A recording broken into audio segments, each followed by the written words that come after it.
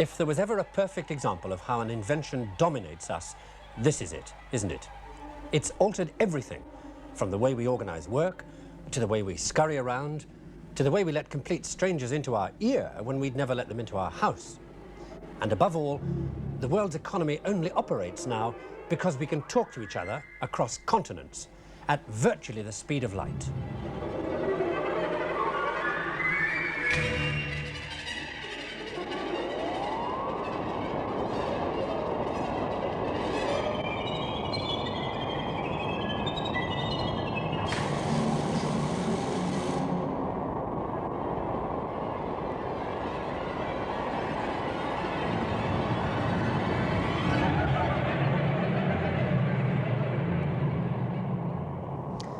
Without long-distance communication, the modern world would not function as it does. That's obvious. Take this equipment, for instance. It's a receiving system in contact with a navigational satellite 600 miles up, circling the Earth north-south, so that as the Earth turns beneath it, the satellite covers the entire globe. Now, as it comes over, it broadcasts two things. It says where it is, and it sends out a continuous note at a very precise frequency. Now, if you compare that note to the sound, say, of the whistle of a train. As the train comes towards you and goes away, the note rises and then falls, like this. Now, the way the note rises or falls depends on where you hear it from. If you knew exactly where the train was, then what you were listening to would tell you where you were, because you'd only hear it that way in that place. And that's what this equipment does. There's the receiver locking into the signal from the satellite.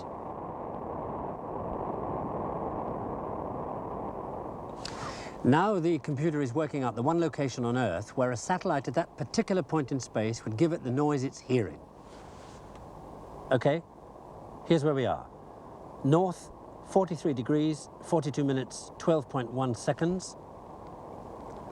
East, 4 degrees, 43 minutes, 18.8 seconds. Right, you check those numbers out on a map, and this is where it says we are. South of France, near the town of Arles, at a position accurate to within 30 feet, precisely there where it says there is an ancient aqueduct. There it is.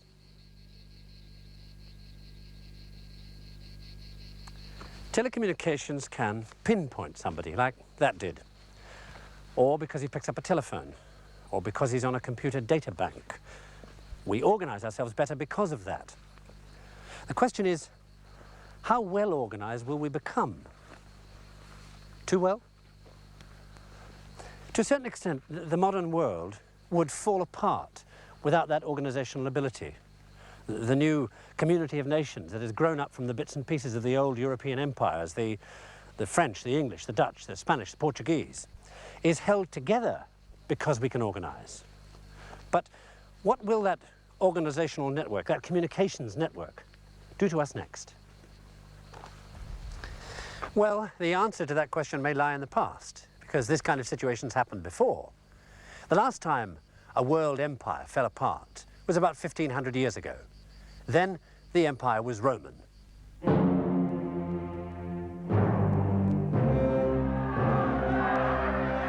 Now, this is the accepted view of the fall of Rome, you know, rape and pillage, destruction the way Hollywood does it. But what really let the barbarians walk all over the Romans was something it won't take you a second to sympathize with. The taxes were too high to pay for the army that was losing all the battles, and a bunch of freeloaders in government, and of course, to pay for thousands of civil servants. So, for the Western Romans, better the barbarian you didn't know than the tax collector you did. So, the place fell apart. The imperial provinces cracked up into small barbarian kingdoms. And all that big-time stuff you have to have with imperial government, you know, superhighways, theatres, aqueducts, were no longer worth the upkeep. That's why we're here, outside Arles. This aqueduct fed the biggest industrial complex in Europe with water to run the wheels of the great grain mills at Barbegal. 28 tons of flour a day, a technological marvel perhaps to be lost forever in the chaos. All through this period, the so-called Dark Ages, the one organization that still functioned internationally, still traveled the Roman roads when nobody else would, handling the king's local and foreign affairs because its members could still read and write, was the church. It had a fully operational network of communications from bishop to bishop throughout Europe, and that's what held things together. The church then was like our telecommunications now. And so the knowledge that the monks had accumulated gradually spread. Knowledge like how Barbagal had worked, with the great water wheel and the gearing system that made it so efficient. And in the end, by the Middle Ages, look what they did with that wheel. Here's the wheel being operated by water, and here's the gearing system turning the horizontal movement vertical, then horizontal again, and then vertical again in order to operate the millstones. Here's another system operating a trip hammer for bashing things like mineral ore or cloth or leather, soften it up. Here's a system that operates a similar trip hammer device, but it's to work a suction pump for a water supply. Same system again, operating two levers, pressing on bellows for a blast furnace. And finally over here, a crank that turns a circular movement into back and forward movement for a sawmill. Beautiful system. So, put yourself in their position. The wars are all over. There's loads of productive land everywhere. You've got water coming out of your ears and an amazing machine to use to harness the power. What would you do? Yes, you'd have yourself a medieval industrial revolution.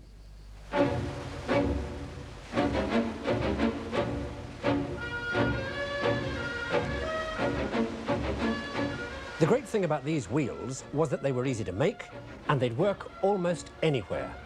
You lived up a mountain, hollow a few trees out, and you had yourself a wooden aqueduct.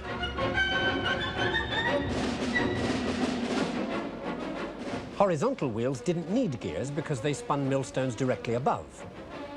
You could turn a vertical wheel with water falling from above or flowing past below in a river. And with gears, you could slow down the effect of a fast stream or speed up a slow one. Water power made you a lot of bread, in both senses. But the star of the show was this, the cam. With a cam, you can trip hammers to pound things with, harder and faster than any human being. And build yourself mills to work. Timber, oil, grain, leather, cloth, iron, beer, wire, sugar, coin, you name it.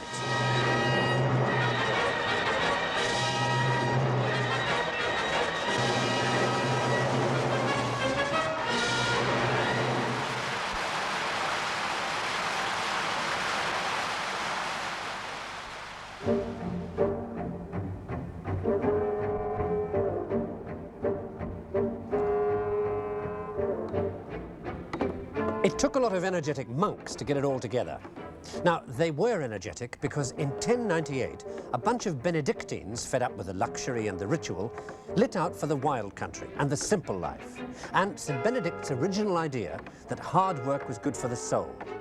But it was the way these Cistercians organized themselves that turned them into a medieval multinational and gave Europe systems management. See, each monastery had to be self-sufficient in food, so they cut back on the praying and added 6 hours labor a day. They went into rearing animals, clearing and draining land. They went out looking for new plants they could grow, and they wrote each other reports on the latest developments. Like this one, growing vines on bad land, hillside terraces.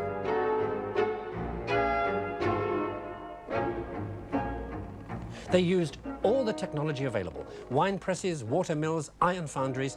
A Cistercian abbey was like a corporation, with the special advantage that at the end of a hard day's business, they served the house wine in the company canteen.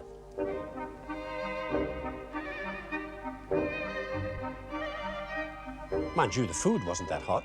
No meat, they sold all that. Just vegetables, nettle soup, a few roots, bread, and silence while you listen to instructive selections from the Corporation Handbook on Getting Spiritual and Managerial Strategy Right, otherwise known as the Rule of St. Benedict.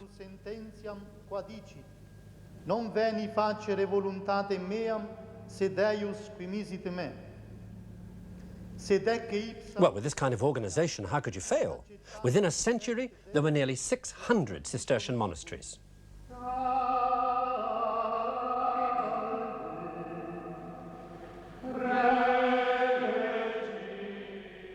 These monks did everything with fanatical discipline.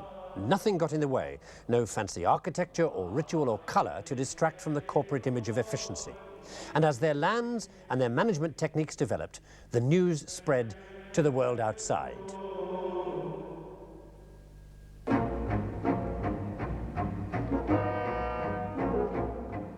Maybe their single biggest success was their sheep rearing techniques, because by the 13th century they were producing the best wool in Europe. So, there were the Europeans of the 12th century with all that amazing water power technology and the red-hot industrial management systems worked out by the Cistercians, almost waiting for something to happen, something that would generate enough money to trigger the economy off into high gear. And when that something happened, it was one of those examples of the way change can come about quite unexpectedly. Because the two inventions that were to trigger the great leap forward could never have been foreseen here in Europe, because they came from China. The Arabs brought them to us, and what a gift they were. The first one of those Chinese gifts was a new loom, and it immediately caused a problem. It speeded up weaving because the thread lifting business was now done by foot pedals, not by the weaver's hands anymore. The new loom produced cloth so fast, they ran into the problem of not enough yarn. See, up to then, you spun yarn in a way that hadn't changed for centuries. You teased the fibres out of the mass and hand-twisted them onto a spindle. It took hours. Then, in the 13th century, the second Chinese idea arrived and solved the problem because it produced yarn fast enough to keep up with the new loom. It was the spinning wheel. Early on, they didn't have much more than the wheel and the spindle. Foot pedals came later. But these two simple bits of machinery fitted together like bits of a jigsaw.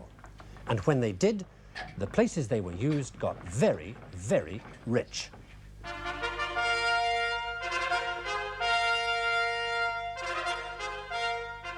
Places like Bruges.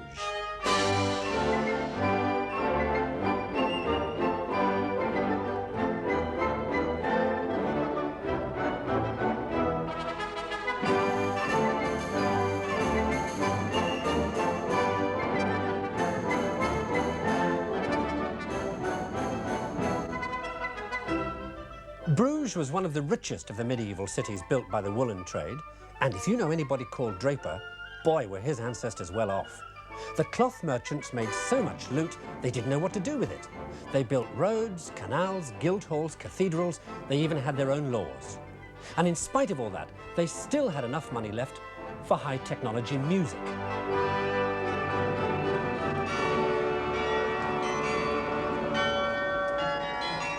Not just this kind of toy, the kind you can still hear in the cathedral towers all over Belgium, where the carillon still plays.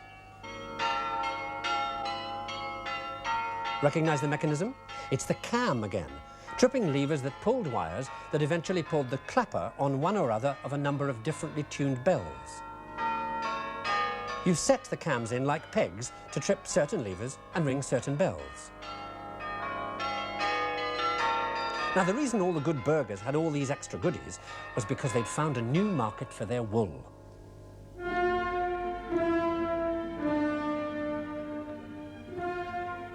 See, all over Europe, people now had surplus, and surplus always looks for a ready market.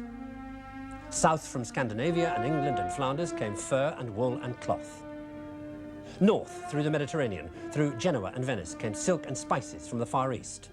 East, from France and Spain, came salt, wine, and Cordovan leather. And from Russia, fur, I suppose. Everybody's crossroads lay in the county of Champagne at 4 little towns where they set up the first international markets, called the Champagne Fairs.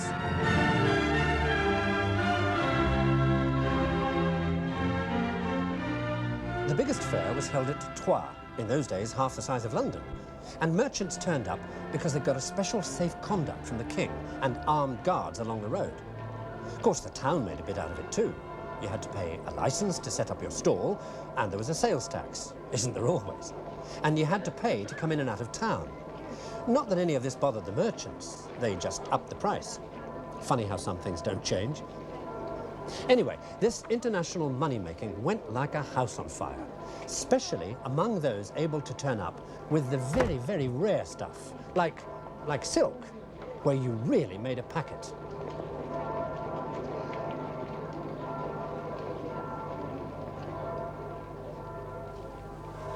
Most of the really fancy stuff was brought by the Italians, who practically ran the place. By 1275, there were no less than 15 Italian cities who had consulates here in Troyes.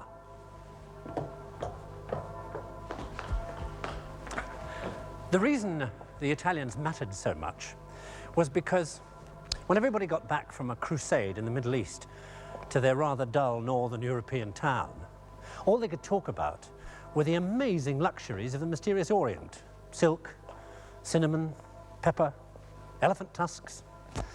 Things which the Italians were very well placed to provide at the fairs.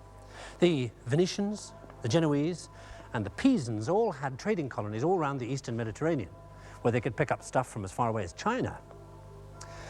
Well, there was so much money to be made here.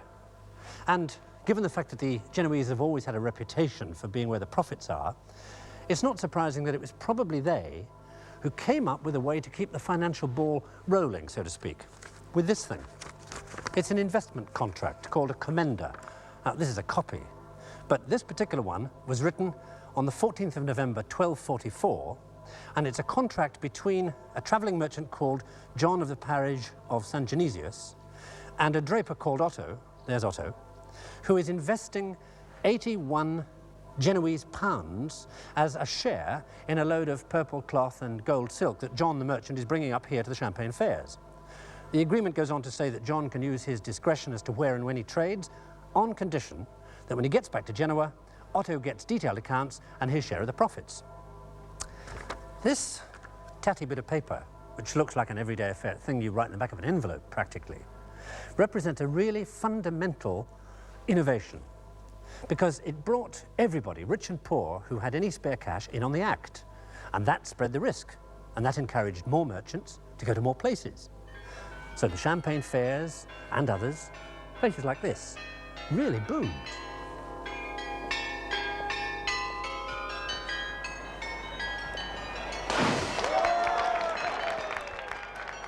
It looked as if good times were here to stay.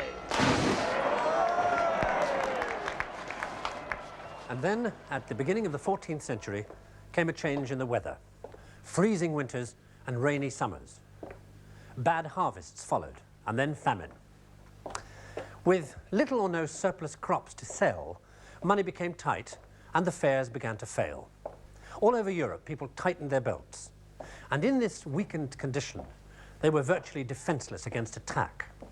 And when it came, in 1347, the effect was devastating. All the more so because they had no defense against the enemy. It was a flea.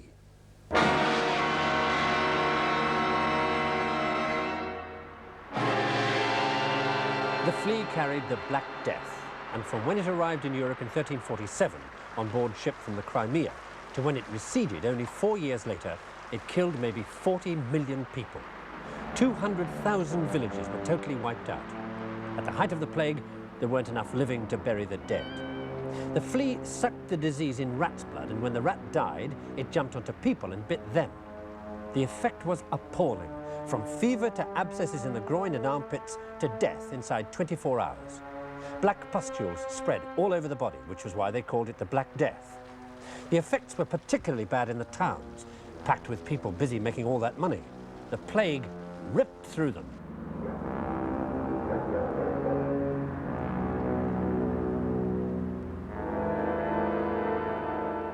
And a new face appeared in all the pictures. And for those with itchy feet, a new kind of dance you could unexpectedly find yourself swinging to. The dance of death.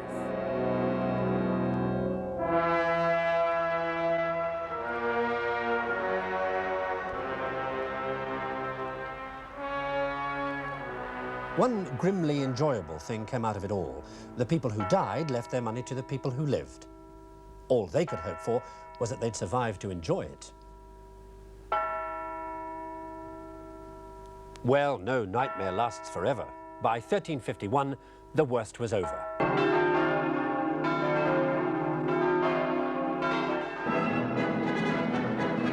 When it was all over, the survivors went insane, trying to forget the horror they'd lived through.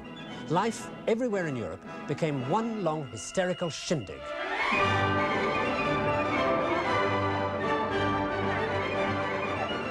People spent the money the plague had given them on the wildest outfit they could buy. If you were rich, silk embroidered with gold wire was the thing. The middle classes went into expensive little numbers in wool and velvet. And the peasants?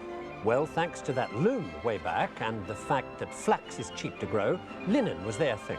Well, it was everybody's thing, really, in hats and shirts and bed sheets. And especially if you take an indiscreet look up the nearest girl's skirt. That. Underwear. And just this once, that's the great historical trigger of change. What you're looking at now. Yes, frilly knickers.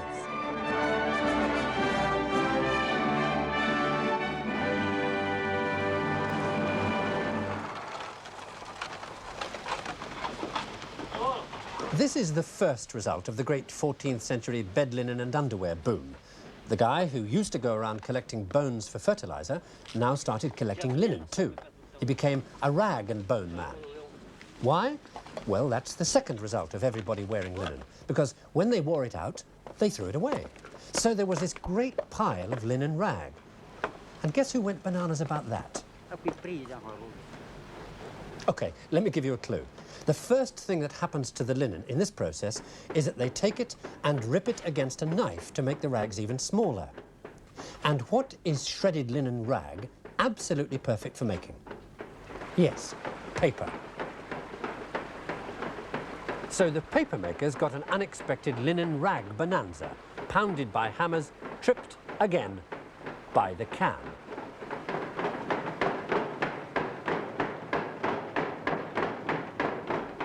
You bash the rag in water and gum for 48 hours, and the sludge you get is paper pulp. Slosh that onto a wire mesh frame, count 5, and you've got yourself a sheet of paper. Well, a sheet of very wet paper. So the next thing you do, no prizes, is dry it. Funny coincidence, the wire mesh frame. A lot of wire makers about, making all that gold embroidery people had started wearing. Anyway, the paper. You lay each sheet between layers of woolen cloth to soak up the moisture. Looks more like a sheet of porridge, doesn't it?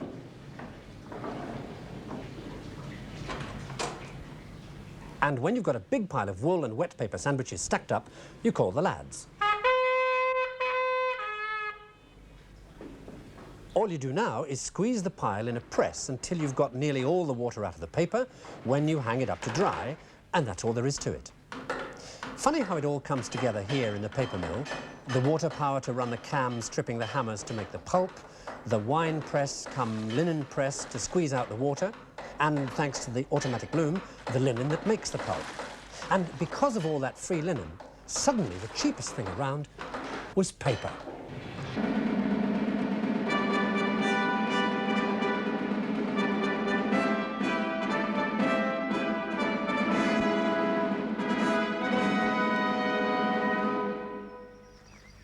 This is one of those moments in history when things come together like a jigsaw to produce something entirely new. Look at the bits we've got so far. Because of the linen, we have cheap paper. The Black Death is just over, so the economy of Europe is on the up and up. Administration is expanding.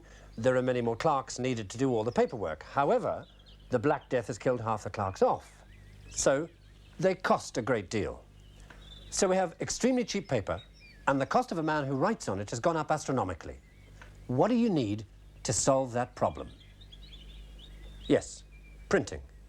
And that's exactly what happened. But before the final bit of the jigsaw could be put into place, you needed one particular skill, the kind of skill, say, a goldsmith has. If you come upstairs with me, I'll show you what I mean.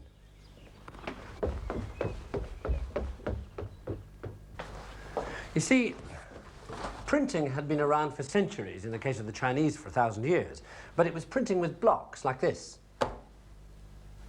The trouble was those blocks, being made of wood, would tend to wear down, and in any case they only did the one thing.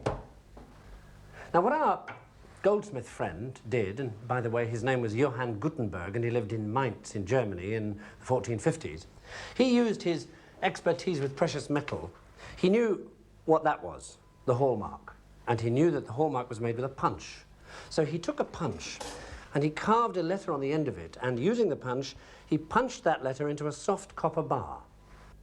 Then he designed a mold in 2 bits so that it comes apart. You put the mold together like that. You slide into the mold the letter you want to make, any letter. Close it tight with a big spring. Turn it over. And then very, very carefully, you put molten lead alloy into the mold like this. Leave it for just a few seconds, and then you break the mold, and the letter is there, ready to print with. And that letter A will go anywhere on the page you want to put a letter A. It will go in the place of any other letter A. The mold makes all the letters so they're all the same size. It makes all the spaces so they're all the same size. So the printing is uniform. But it's the interchangeability of the letters that is at the heart of Gutenberg's invention. If you think about it, it was a good deal easier for a European to do than, say, for a Chinese, because the Chinese language has thousands of characters, and if you made every one of them, you'd need a space as big as this printing room in Antwerp just to store them in. Whereas the Latin alphabet of the time only had 23 letters to be made. As for the printing itself, well, that was a bit of a cinch. This press was just an adaptation of a linen press that had been around for centuries, as had the ink and the paper. This is the first dated piece of printing we know of. There may be earlier ones, but this one has a date on it. And the people who did it were very proud of what they'd done. It's the introduction to a book of Psalms. And the text says, "This work, adorned with the magnificence of capital letters, was fashioned with the use of a mechanical process for printing and making letters without the use of a pen." And then it says the name of the 2 men who were so proud of what they'd done, Joachim Furst and Peter Schoeffer. And then the date, 14th of August, 1457.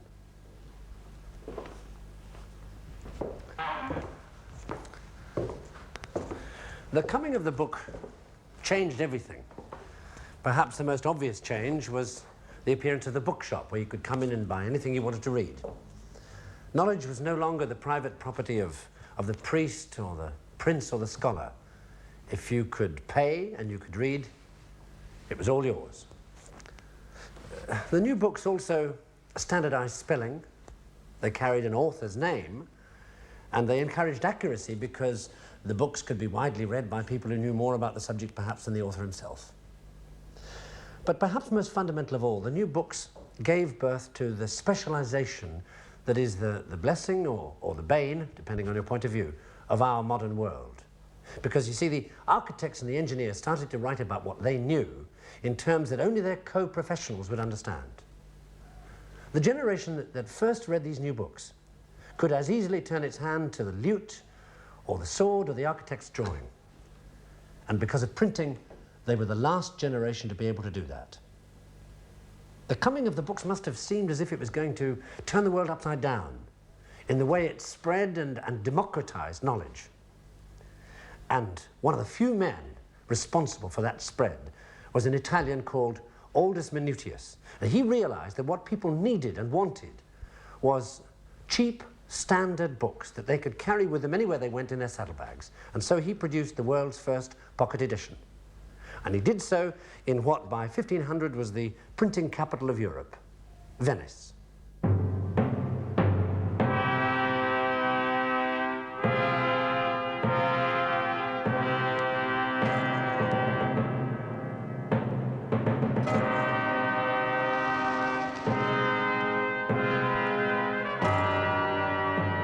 Used to blow their own trumpet a lot, the 16th century Venetians. Well, you couldn't blame them. There were, after all, more millionaires per square inch here than anywhere else in Europe. Biggest navy, biggest overseas commercial empire, biggest bank balance. Venice was queen of the seas. Of course, there was nowhere else she could have been queen of. Not much land in Venice.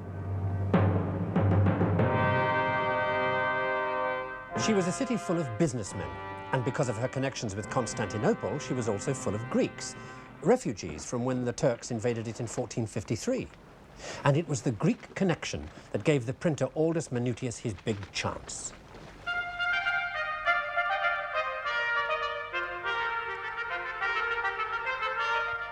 Because Aldus got the Greek refugees to work for him, and because of that, his books gave the world a taste for the knowledge and the style of ancient Greece. He turned out dictionaries and grammar books first, so his customers could learn Greek, and then, of course, they could move on to reading the Greek books he would sell them. No fool he.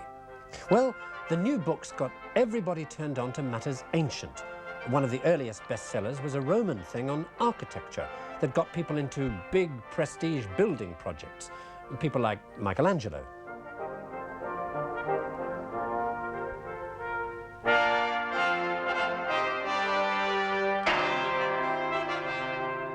Thanks to Aldus and the Venetian printing presses, in 1500, only 50 years after Gutenberg, there were no less than 20 million books in existence. In 1515, Aldus died.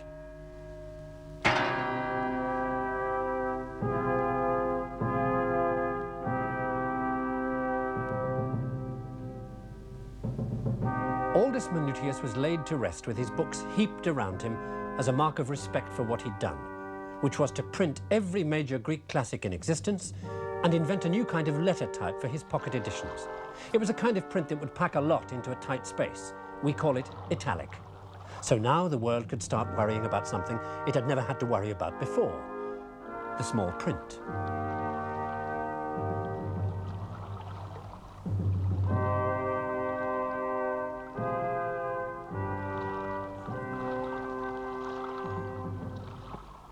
But above all, thanks to books, the world learnt about Greek science. This was one of the books that made the greatest impact of all, by the Greek hero of Alexandria. It details how to make machines using the natural forces of air, or steam, or water as power sources. It's really talking about complicated toys. But this book and others like it put the world of Greek science and the ancient past into the hands of the armourers and the architects and the engineers working for the princes and bishops of 16th century Italy. And look how the armourers immediately begin to work in the antique style. On this tapestry, this bunch of soldiers, they're using the latest in handguns, and yet they themselves are dressed like Caesar's centurions. As the wealth of the mysterious East and West began to pour into Europe and the population began to soar, the princes also began to embellish their growing cities with elaborate water supply systems, operated by the same mechanical devices as were shown in the Greek and Roman books. And in their homes, the aristocrats would hang tapestries like this one, containing scenes of fantastic inventions like the flying throne, being carried into the sky by winged beasts that can never quite make the piece of ham above their heads. Or the mythical story of Alexander the Great, exploring the oceans on board a submarine. What the princes wanted were things, toys, that would show off their wealth and position in a way that would amuse and impress their friends. And now, their armourers and their engineers had the techniques to do it. One of the most famous armourers of the time, a fellow called Bartholomew Campi, switched, for example, from making this rather complex armour, a gauntlet, to making things like this. It's a clockwork tortoise carrying the god Poseidon, and it was used at the dinner table because they would set it down and it would take toothpicks from one guest to another around the table. The vogue for automatic machines spread everywhere, and with the help of the hydraulic engineers, it spread in a form that would bring people hundreds of miles just to take a look.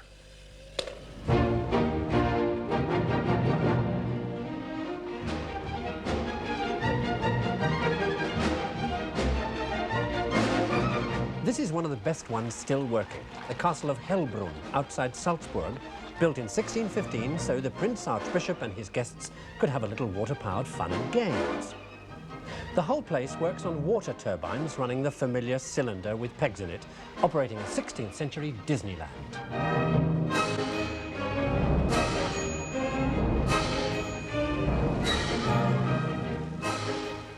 The name of the game was to get the most unexpected things to spurt water all over the suckers who come to dinner. Everybody laughed, ha-ha, because the host was a prince. And besides, you got a free meal out of it all. Well, that's not all you got out of it.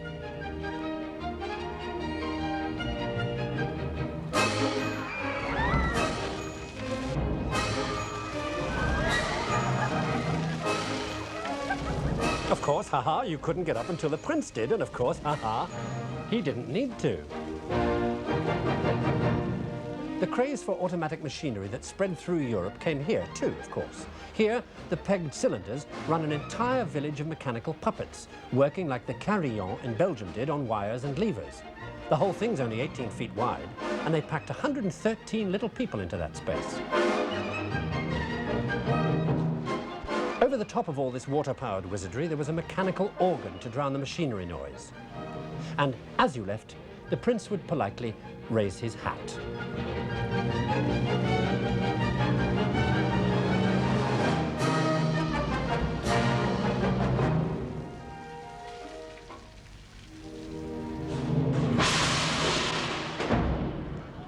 Mechanical organs and things might have stayed just that if it hadn't been for another craze sweeping Europe, a mania for Chinese fashions, particularly in dress, when, at the beginning of the 18th century, very complicated patterns became all the rage, especially in France, and particularly in silk. By the beginning of the 18th century, the demand for this kind of pattern was giving the silk weavers of Lyon a real headache, because silk weaving isn't just the simple over and under business of ordinary weaving, it's much more complicated. I mean, take a look at this. This already complicated pattern, if you follow it across, there you see suddenly for about 5 threads that particular orange. So it comes in, say, at thread 530, and it disappears again at thread 535. Now, if you get that one thread wrong, you've blown it. Let me show you on this little model loom here how they cracked that problem. Every thread runs through a tiny ring on a cord, so that if you want to lift the thread, you pull the cord up, the thread lifts, and in this case, the crossing thread would go underneath and in the final pattern not be seen. Now, if you tie together all the cords for all the threads that you want to lift into one bunch, then one pull will lift them all, like this.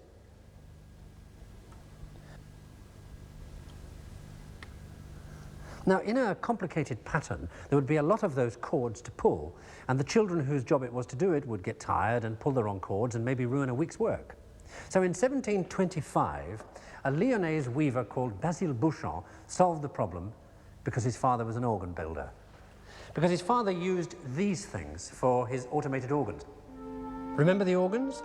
Used the same cylinder with pegs in it to make music as they'd used in Belgium to work their bell-ringing carillon. And they'd originally got that idea from the cams set onto the shaft of the paper mill. Bouchon saw that the piece of paper that you give to the carpenter to tell him where to put these pegs on the cylinder was in fact a kind of control mechanism. So he put it on a loom. Look, each control cord comes over and down here, and whether or not it's moved depends on this horizontal needle here. Okay, now for the control mechanism part. What Basile Bouchon did was put a roll of perforated paper up against the needles, the cross needles, and where there was a hole, the needles stayed put because they came through the holes. And where there was not a hole, as in the case of these 4 needles here, the paper pushed the cross needles so that all 4 needles and all their threads operated simultaneously like this.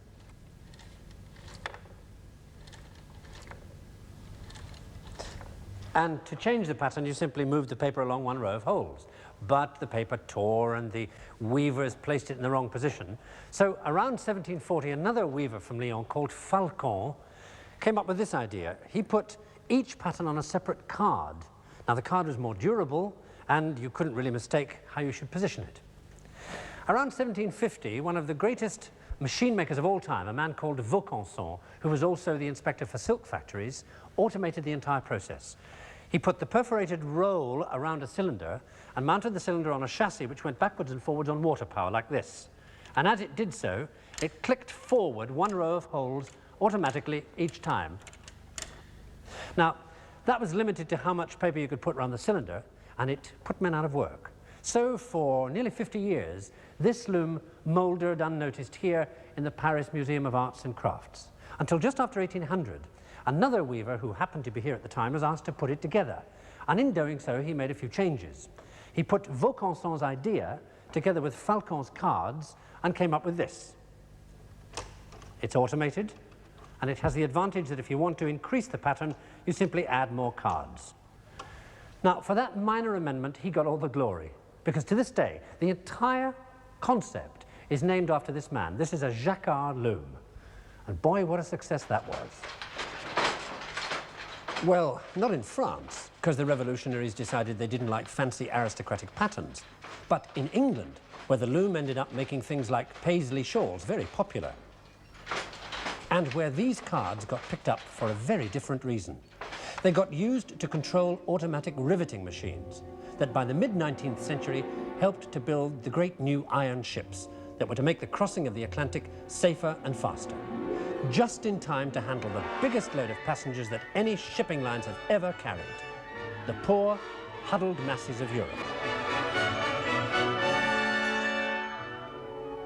And though they didn't know it, these immigrants were to trigger off the development of one of the modern world's most extraordinary inventions.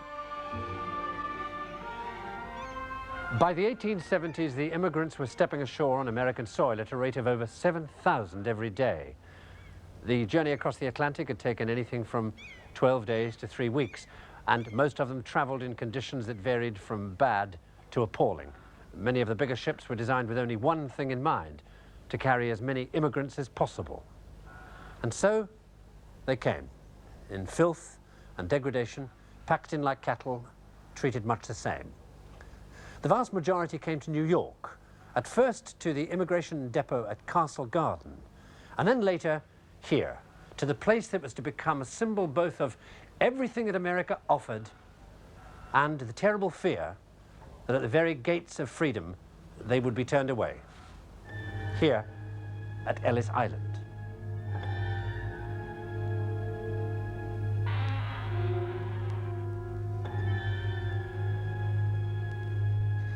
It took only a few hours to be accepted or rejected, and much of that time is spent confused and bewildered, waiting, clutching their cardboard suitcases tied up with string, everything they possessed.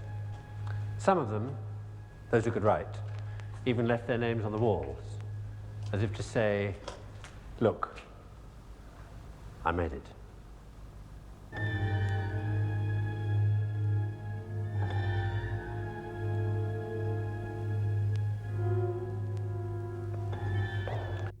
And then came the moment of truth, the point at which they either passed or failed the test to become American. What none of them could have known was how easy that test was. A quick look at the eyes, the hands, and the throat, and then the writing down of their particular details. The point at which many of them lost their old names because the inspectors couldn't spell them and they couldn't write them. So they became Smith, Brown, Jones. 8 out of 10 people passed the test. But with one inspector handling 500 people a day, it was almost a case of, if you could walk, you were in. In the 30 years between 1850 and 1880, nearly 8 million people got in. And as the country grew and the frontiers pushed west, the immigrants were swallowed up to disappear in the vast open spaces of this enormous country. The trouble was, every 10 years, the government had to find them all again for the national census. And as the population soared, the paperwork for doing that became unbelievable.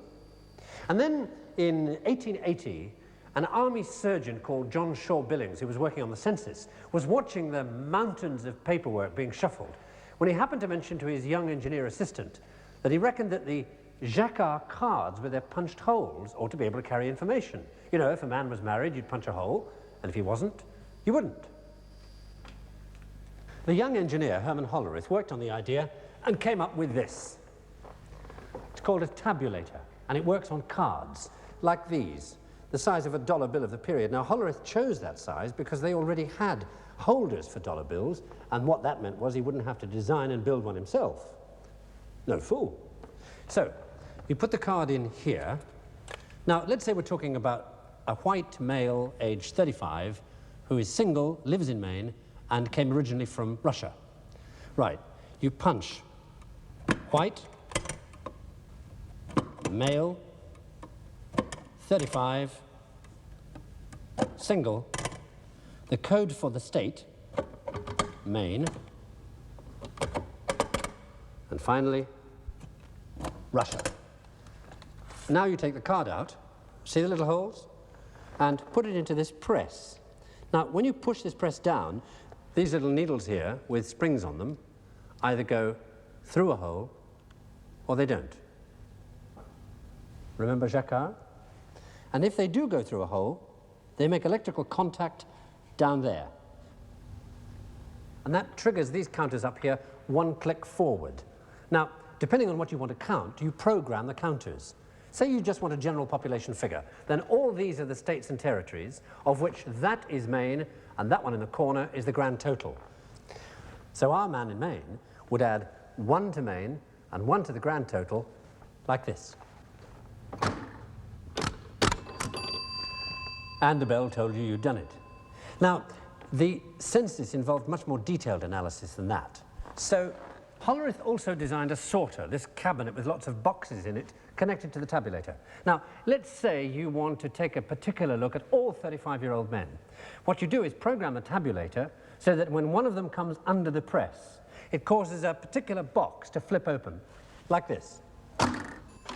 And you pop the card into the box, and at the end of the day, you took out all the 35-year-olds and ran them back under the press to see where they all lived and to see how many of them there were. And you could do that with any bit of information on a card or any mixture of bits of information on a card. Well, the 1880 census had taken over 7 years to complete. With the new tabulator, the 1890 census was finished in half that time, and they checked the total twice. 62,947,714.